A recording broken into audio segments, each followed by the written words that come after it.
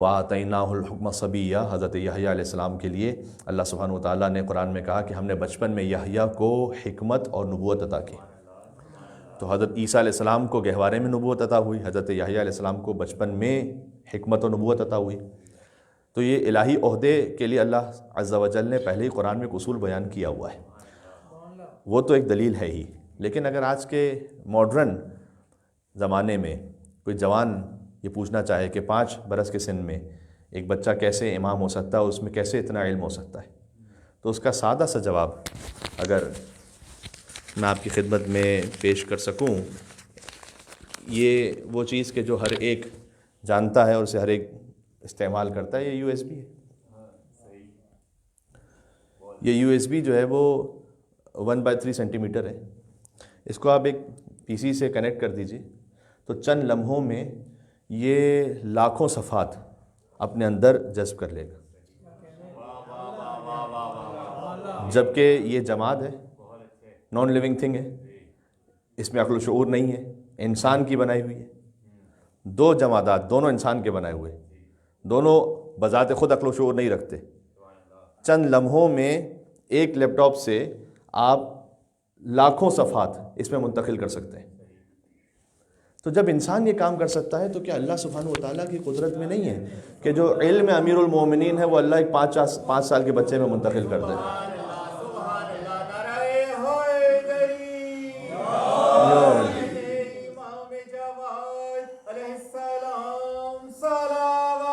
اللہم صلی علی محمد وعلی محمد۔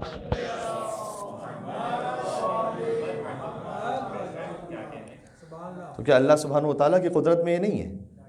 کہ وہ جو علم امام جعفر صادق علیہ السلام ہے 65 برس کے سن میں، وہ امام محمد تقی علیہ السلام میں منتقل ہو جائے جبکہ وہ گہوارے میں ہیں؟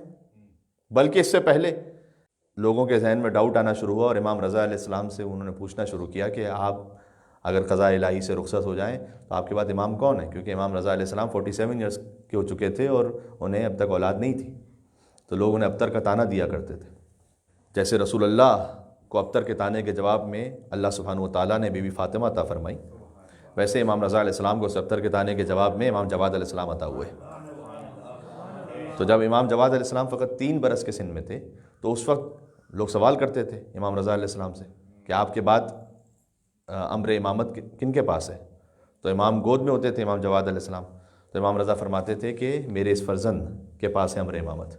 تو لوگ تعجب میں جب آتے تھے تو امام جواد علیہ السلام نے ایک سے زیادہ موقعوں پر یہ ارشاد فرمایا کہ تم اس وقت 3 برس کی بات کر رہے ہو، ان الامام یسمع صوت فی بطن امہ، کہ امام تو اس وقت بھی تمہاری آواز کو سنتا ہے کہ جب وہ شکم مادر میں ہو، اور جب امام کی ولادت ہوتی ہے تو اس کے 4 مہینے کے بعد اس کی داہنے بازو پر یہ آیت کندہ ہوتی ہے کہ وتمت کلمۃ ربک صدقا وعدلا لا مبدل لکلماتہ، یہ سورہ انعام کی آیت ہے کہ اللہ کا کلمہ صداقت اور عدالت کے ساتھ مکمل ہو گیا، تمام ہو گیا۔ یعنی اب یہ جو 3 برس کے تم دیکھ رہے ہو امام جواد کو، یہ مکمل اور تام امام ہے، کوئی کمی نہیں ہے ان میں۔ تمت کلمۃ ربک صدقا وعدلا، صداقت اور عدالت کے ساتھ اللہ کا کلمہ مکمل ہے۔ لا مبدل لکلماتہ، تو یاد رکھو کہ اللہ کے کلمات میں کوئی تبدیلی واقع نہیں ہو سکتی،